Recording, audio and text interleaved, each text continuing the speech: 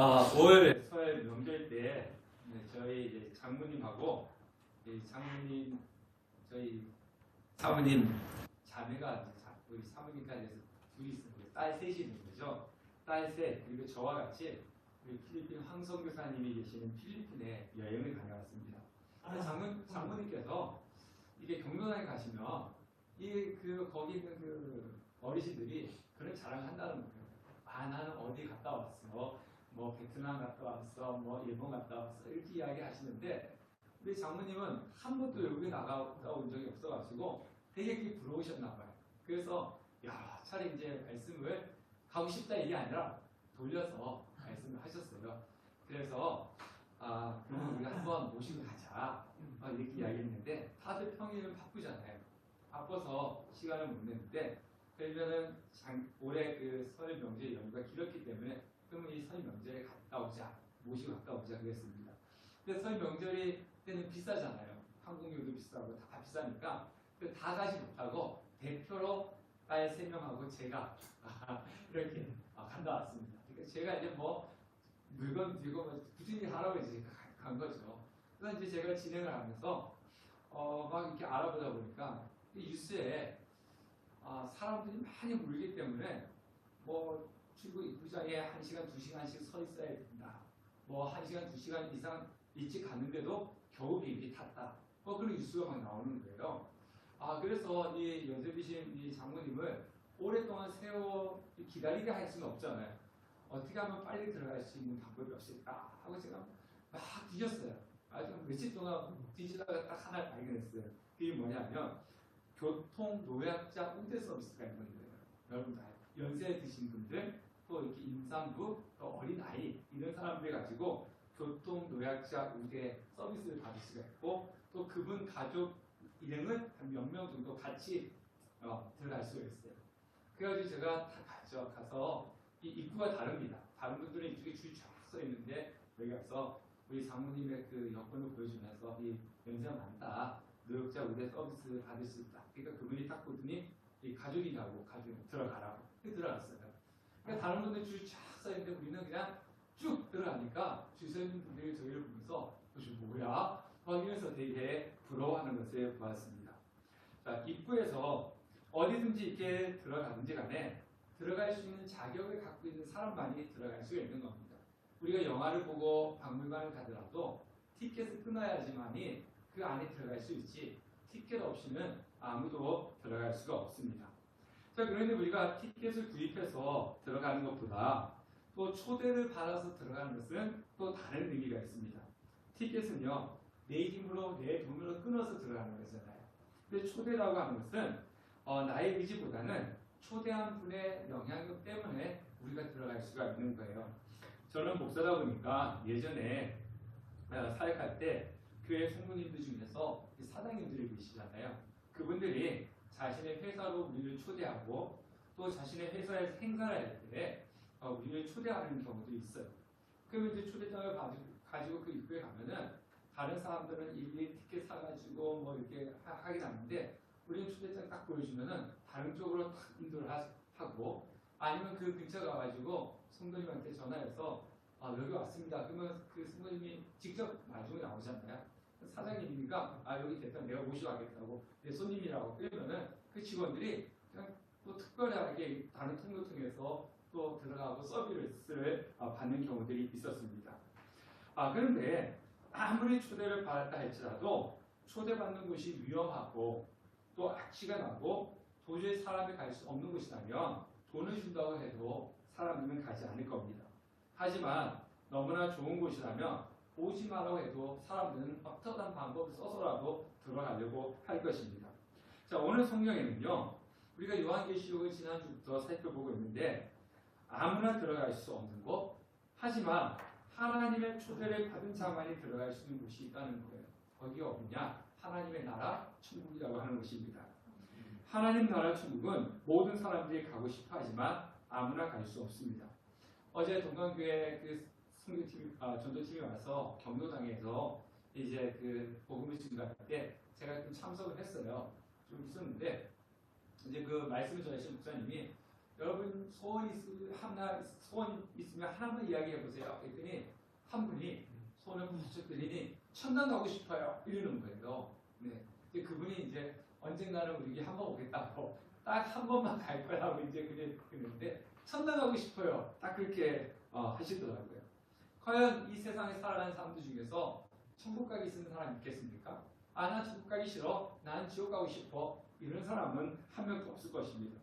모든 사람들이 다 천국에 가고 싶어 합니다. 그런데 오늘 성경에는 모든 사람이 갈 수 없다. 그럼 누가 천국에 갈 수 있느냐? 천국에 갈 수 있는 사람에 대해서 오늘 말씀하고 있습니다. 자, 오늘 우리가 요한계시록 7장을 읽었는데요.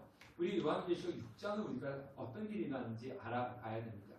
요한계시록 6장에는요. 7인을 때는 7인 재앙이 나옵니다.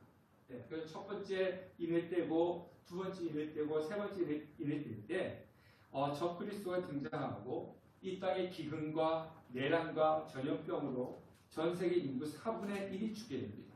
또 해가 검게 변하고 달이 빛과 같이 붉게 변하고 무수히 많은 별들이 떨어진다. 이것이 요한계시록 6장에 나오는 이 7인의 재앙 내용입니다. 근데요, 오늘 우리 성경 6장 마지막 절을 한번 읽어보도록 할게요. 오늘 우리가 7장 읽었잖아요. 6장 17절 마지막 절을 한번 읽어볼게요. 시작. 그들의 진노의 큰 날이 이르렀으니 누가 능히 서려하라. 이 말은 무슨 얘기냐면요. 이런 큰 지금 7인 재앙 가운데 이런 큰 재앙이 있는데 이 재앙 가운데서 과연 누가 구원을 받고 살아남을 사람이 누가 있겠느냐 이런 질문을 하는 거예요. 자, 그런데 우리가 6장에서는요. 이 7인 재앙이라고 했지 않습니까? 근데 6장에서는 첫 번째, 두 번째, 세 번째, 네 번째, 다섯 번째, 여섯 번째 인 재앙까지만 나와요. 그리고 이 7장 우리가 8장에 뭐가 나오냐면요. 7번째 마지막 인 재앙이 나옵니다. 그러니까 오늘 우리가 읽은 요한계시록 7장은 6번째 인 재앙과 마지막 7번째 인 재앙 그 가운데 있는 말씀이 오늘 우리가 읽은 말씀이라고 하는 겁니다. 그러면 1절을 우리가 다시 한번 읽어보도록 하겠습니다. 1절 7장 이제 다 같이 읽겠습니다. 시작. 이일 후에 내가 내 천사가 땅 모퉁이에 선 것을 보니 땅의 사방의 바람을 붙잡아 바람으로 하여금 땅이나 바다에나 각종 나무에 불지 못하게 하더라. 자, 1절을 보니까 이 일 후에라 얘기했습니다. 그러니까 6장에 있는 여섯째 인 재앙이 있고 난 이후에 그 다음에 이제 7번째 재앙이 시작되기 전에 네 천사가 나타납니다. 근데 1절에 보니까 이 네 천사가 땅 네 모퉁이에 서가지고 사방의 바람을 붙잡고 있다 이렇게 이야기하고 있습니다. 근데 이 바람은 무엇을 의미하느냐 하면은 하나님의 심판을 이야기하는 거예요. 하나님의 심판. 근데 이 하나님의 심판의 바람이 부는데 땅 네 모퉁이에 서 있는 네 천사가 그 바람을 딱 붙잡고 지금 바람이 불지 못하게끔 하고 있는 겁니다. 그러면 왜 이 마지막 때 이 천사가 하나님의 심판에 불지 못하도록 잡고 있느냐? 7장 2절과 3절에 그 이유가 나오고 있습니다. 2절과 3절을 읽어볼게요. 시작. 또 봄에 다른 천사가 살아계신 하나님의 힘을 가지고 해 도는 데로부터 올라와서 땅과 바다를 해롭게 할 권세를 얻은 네 천사를 향하여 큰 소리를 외쳐 가로되 우리가 우리 하나님의 종들의 이마에 인치기까지 땅이나 바다나 나무나 해하지 말라 하라. 자, 요한이 지금 환상 가운데 보니까 다른 천사가 하나님 인을 가지고 딱 동쪽에서 올라옵니다. 오면서 이 네 천사에게 뭐라고 했냐면은 내가 하나님의 사람들에게 인을 칠 때까지 인 치는 것이 끝날 때까지 그 바람이 하나님 심판이 불어서 땅이나 바다나 나무나 해하지 말도록 해라 라고 딱 명령을 하는 거예요. 그러니까 이 네 천사가 그 바람을 붙잡고 하나님 심판이 그 하나님의 백성 인치기까지는 부이지 못하도록 지금 막고 있는 겁니다. 자, 인이라고 하는 것이 뭐냐면요. 이 밀봉한 자리에 도장을 찍는 겁니다. 여러분들 요즘은 그 우편을 잘 안 보내지만은 뭐 중요한 우편들 있잖아요. 뭐 법원에서 우편을 본다든가 아니면 내가 뭐 보낼 때 어떻게 합니까? 딱 봉투에다가 붙이고 거기다가 뭐 합니까? 도장을 딱 찍죠. 이 도장을 찍는 이유가 뭐냐면 어느 누구인지 뜯어보면 안 돼. 그래서 중요한 것은 이 도장을 통해서 이 뜯었다가 다시 붙이면 뭐가 나옵니까? 흔적이 나와요. 흔적이 남아서 그걸 보면서 아 이거 누가 중간에 뜯어봤구나 라고 아는 거예요. 그래서 중간에 뜯어보지 못하도록 거기다 인을 탁 찍는 거, 도장을 찍는 거, 그것을 가지고 인이다 라고 그렇게 이야기합니다. 그리고 그것을 찍어서 사람들에게 보낼 때 이 사람은 나의 명령을 준행하는 사람이다 라고 하는 그런 표시를 가지고 있는 거예요. 그러니까 인침을 받는다 라고 하는 말은요, 도장을 찍어준다 라고 하는 그런 의미를 가지고 있습니다. 또 오늘 저 성경에서 뭐라고 했냐면 하나님의 종들의 이마에 인치기까지 하나님의 성도들의 이마에 도장을 찍을 때까지, 그렇다고 하나님 우리 이마에 도장을 찍는 소리 아니에요. 인을 칠 때까지 이 아무것도 해야지 마라 라고 그렇게 이야기합니다. 자, 그래서 이 도장을 찍는다라고 하는 것은 어떤 의미가 있냐? 이거는 나의 거다, 소유의 의미가 있어요. 여러분들 도서관에 가서 책을 빌리면 도서관에 책을 빌릴 때 그 도서관 책 위에 뭐가 있어요? 네, 도장이 있습니다. 위나 아니면 뒤에 보면은 어디 도서관에 이렇게 도장이 딱 있습니다. 그 도장은 뭘 의미합니까? 이 책은 여기 도서관의 소유 겁니다. 이 의미가 있는 거죠. 그러니까 하나님께서 우리에게 인을 쳤다라고 하는 것은, 도장을 찍었다라고 하는 것은 뭐냐면요, 아, 이 사람은 나의 거다, 나의 백성이다, 그런 의미를 가지고 있어요. 그러니까 나의 것이기 때문에 어느 누구도 함부로 건드리면 안 된다, 내가 지키고 내가 보호해준다 라고 하는 그런 의미를 가지고 있는 겁니다. 그러니까 우리 한 6-7일 동안 하나님 심판이 막 있었잖아요. 하나님 심판이 있는 가운데서 하나님께서 그의 백성들에게 인을 탁 찍으면서 하는 얘기가 뭐냐면 이 사람은 내 소유야, 내 백성이야, 나의 거야. 그러니까 어느 누구도 건들지 마. 그래서 하나님의 백성은 어떤 불도 우리를 소멸하지 못하고 어떤 물도 우리를 침몰하지 못하고 하나님의 보호하심이 있다라고 하는 그런 강력한 의미를 가지고 있는 것입니다. 그러니까 하나님 예수 그리스도를 믿고 하나님의 소유가 된 하나님 백성이 된 사람들은 진노와 심판 가운데서도 어디에 있다는 거예요? 하나님의 보호하심이 있다는 거예요. 지금 첫 번째 재앙, 인재앙, 두 번째 인재앙, 세 번째 인재앙, 네 번째, 다섯, 여섯 번째 인재앙, 그 가운데 6장 마지막에 뭐라 그러냐면 이 진노와 심판 가운데 누가 과연 살아남을 사람이 있겠느냐라고 할 때 7장에 딱 들어오면서 심판은 잠깐 멈추어라. 이 인을 다 찍고 난 후에 심판해라. 이 인을 찍은 사람은 내가 지키고 보호해 줄 것이다 라고 하는 것이 요한계시록에 나오고 있는 오늘 7장에 주고 자시는 하나님의 묘의 말씀이라고 하는 겁니다. 자, 그런데 4절에 보니까요, 우리 4절 말씀을 한번 읽어보도록 하겠습니다. 4절 시작. 인침을 받은 자의 수를 들으니 이스라엘 자손의 각 지파 중에서 인침을 받은 자들이 14만 4천이니. 자, 여기에 14만 4천이라는 숫자 우리가 잘 보셔야 됩니다. 그리고 잘 아셔야 돼요. 자, 우리가 14만 4천을 자주 사용하는 사람들이 있어요. 누구죠? 신천지 이단들.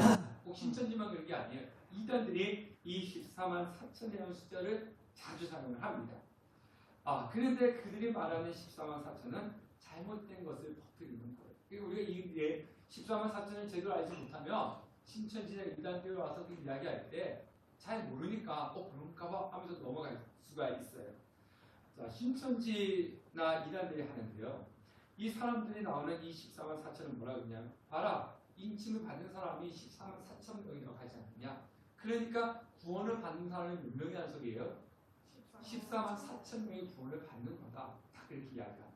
그래서 그들의 주장에 의하면은 이 14만 4천 명 안에 들어가야지, 이 숫자가 채워져야지 이 안에 들어가 있는 사람만 영생을 받는다. 정말 그럽니다. 그래서 이 이단들 이 14만 4천 명 안에 들어가기 위해서 어떻게 하냐면요, 죽기 살기로 뭔가 하는 거예요.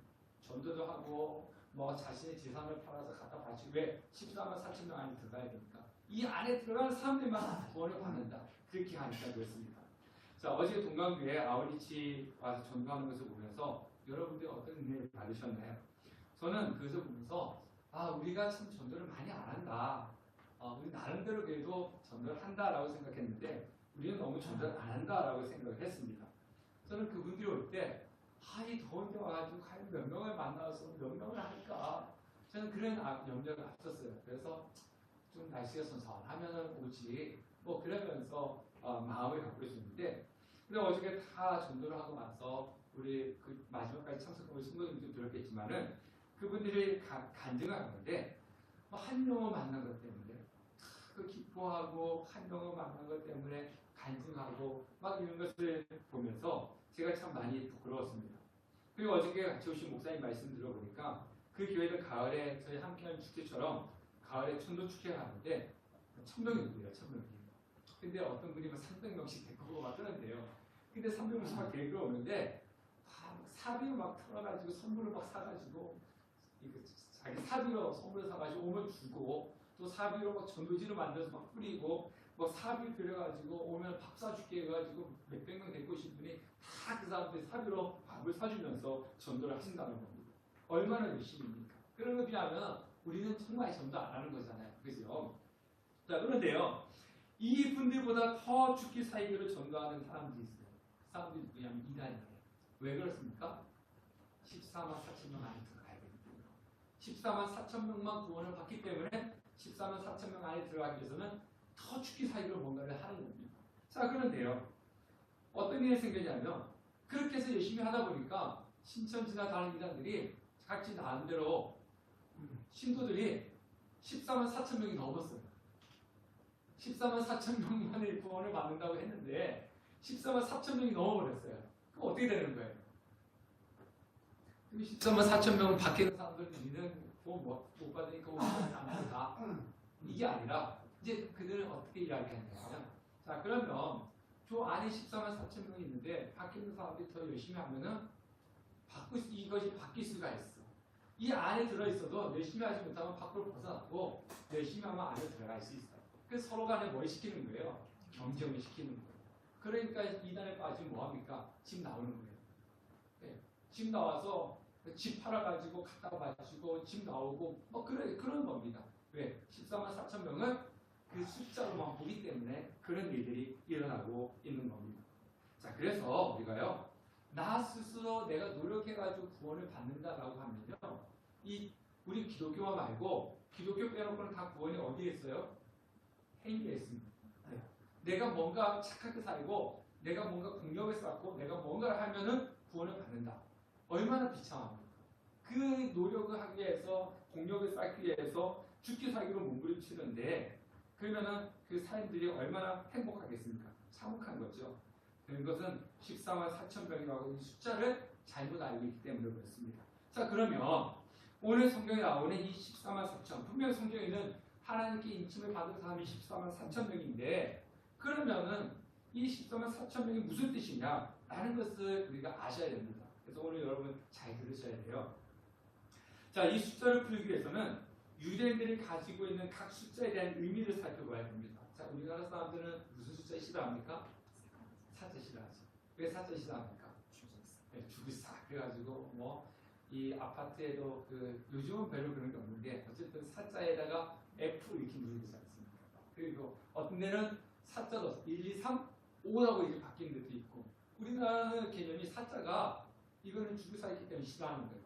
그건 우리나라만 그럽니다. 이 땅에 있는 모든 사람들이 다 사자를 싫어하는 건 아니에요. 자, 중국 사람들이 좋아하는 숫자가 있어요. 뭘까요? 8이라고 합니다. 8. 네, 이 8이 이 발음이 이 8이 그냥 바인데 행복을 준다라고 하는 그 단어가 또 이렇게 돈을 벌다라고 하는 것이 바하고 비슷하대요. 그래가지고 8을 좋아한다고 합니다. 그래서 8을 하면은 복을 받는다. 뭐 그래가지고 중국 사람들은 8자를 좋아한다고 합니다.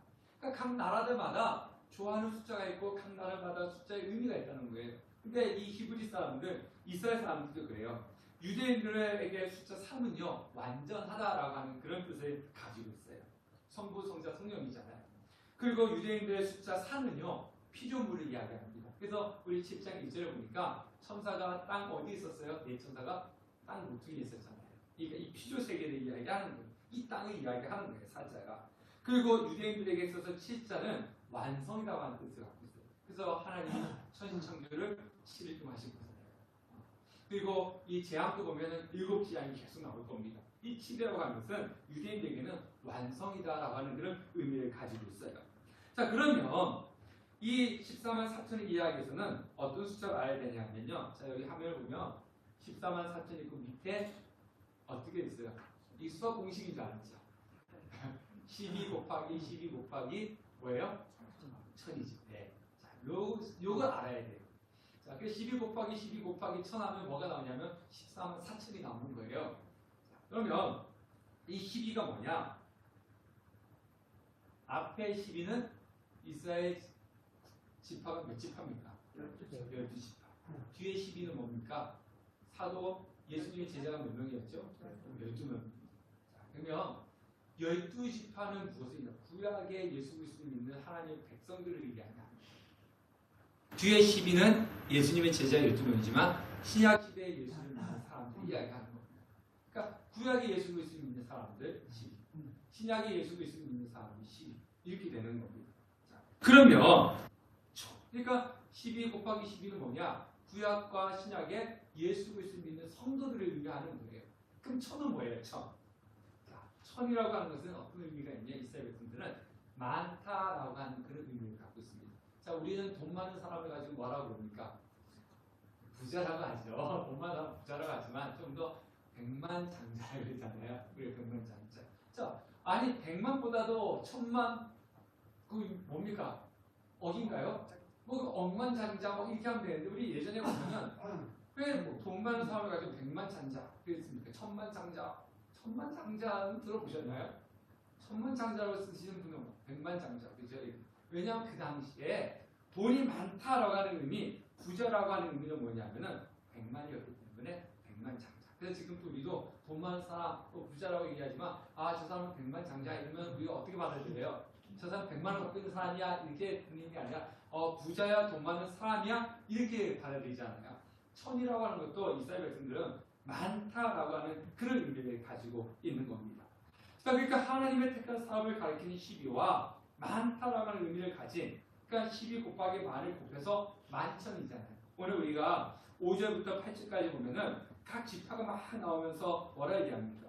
유다 지파 중에 인침을 받은 자가 12,000이고 르우벤 지파 중에서 12,000이고 갓 지파 중에 12,000이고 아세 지파, 납달리, 므낫세, 시므온, 레위, 이사가, 스불론, 요셉, 베냐민 이면서 다 그들이 인침을 받은 자가 12,000이다 이렇게 이야기하잖아요. 12 곱하기 1000이면 12,000이잖아요.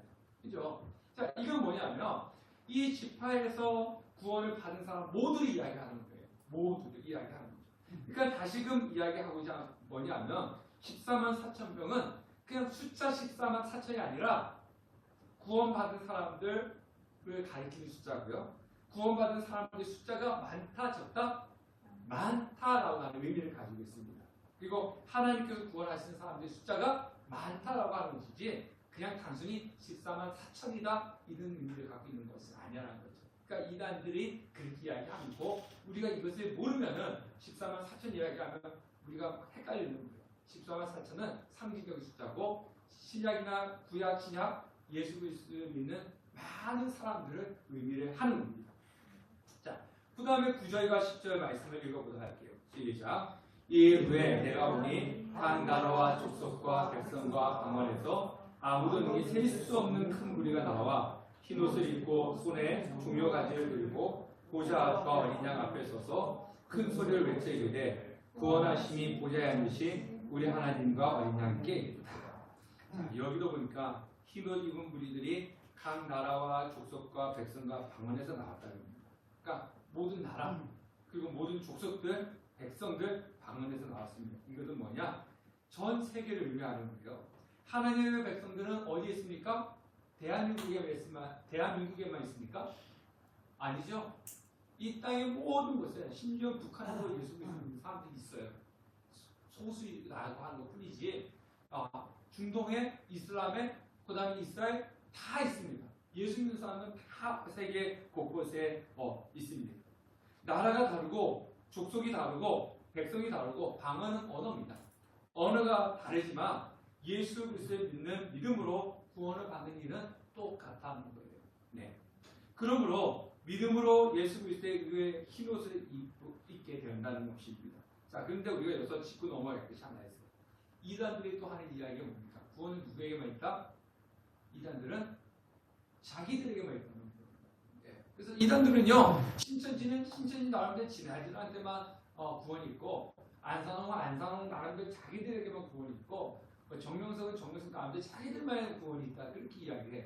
근데 기독교는요, 자기들에게만 구원이 있습니다. 교회는 보편적인 교회를 이야기합니다. 이 보편적인 교회는 무엇이냐면요, 이 땅에 예수 그리스도를 믿는 성도들이 모인 곳이, 모든 곳이 다 뭐예요? 교회입니다. 그래서 어느 교회에 있든지 간에 예수를 믿으면 무엇을 받습니까? 구원을 받아요. 그러니까 우리 교회에 있다고 해도 여러분들만 우리만 구원 받는 게 아니에요.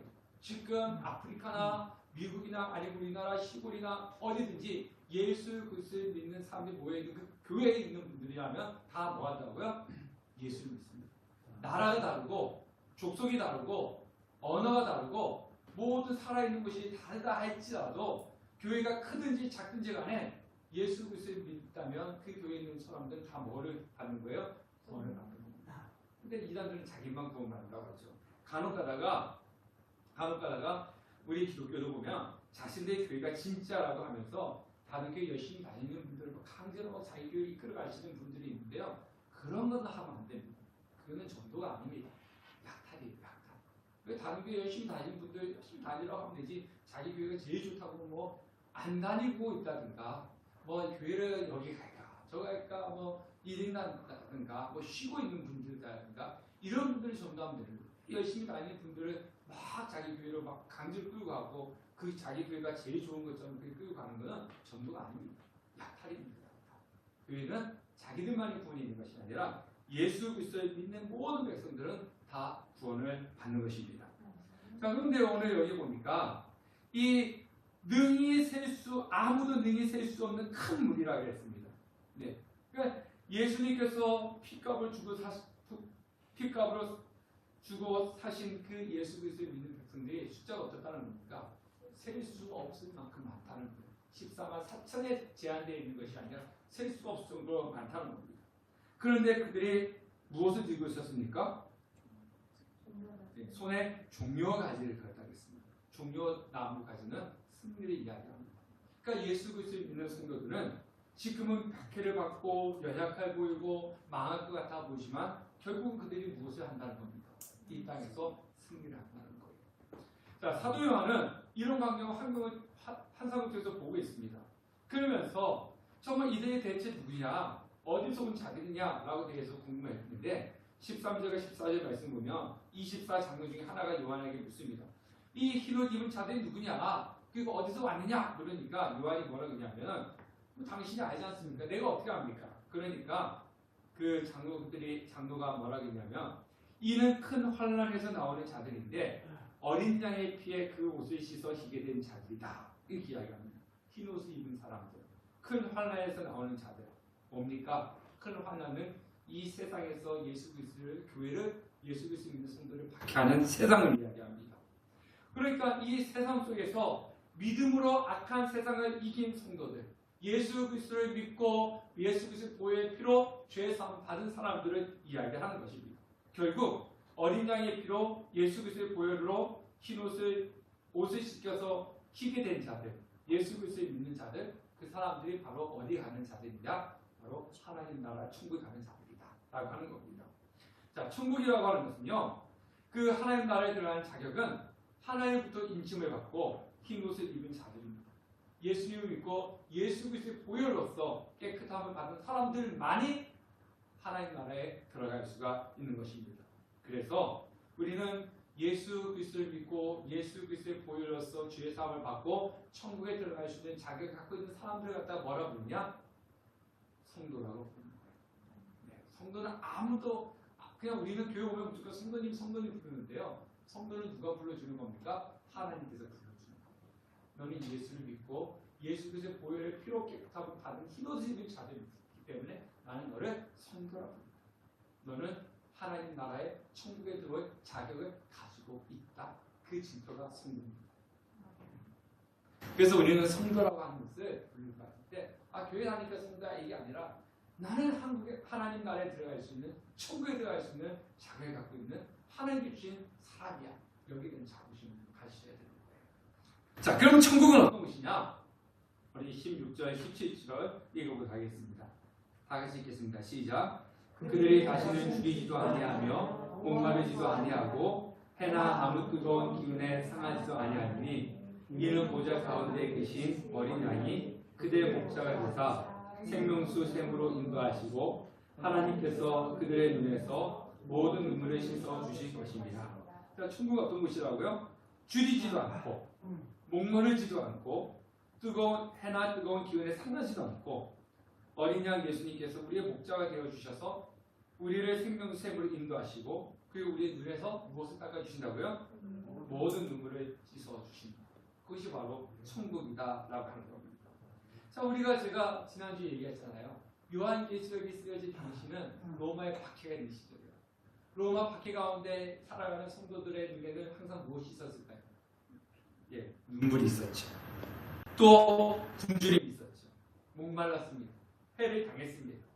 뜨거운 기운에 상했습니다. 이것이 바로 이 박해를 받는 것이 초대교회 성도들의 일상적인 삶이었습니다.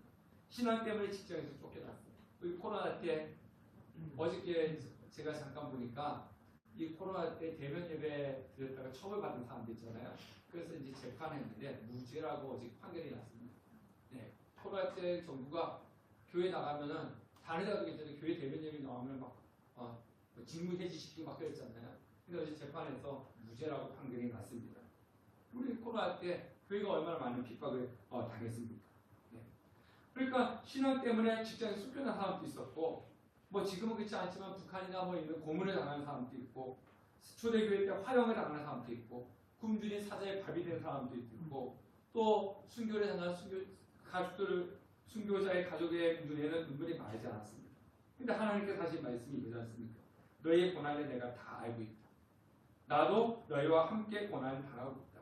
하지만 이 박해 가운데서 내가 너희를 지켜줄 것이고 보호하여 줄 것이다. 너희들이 고난을 받으면서 지켜낸 이 믿음으로 가야 하는 그 천국은 줄이거나 목마르거나 해받음이나 뜨거움에 상할 일이 없는 곳이다.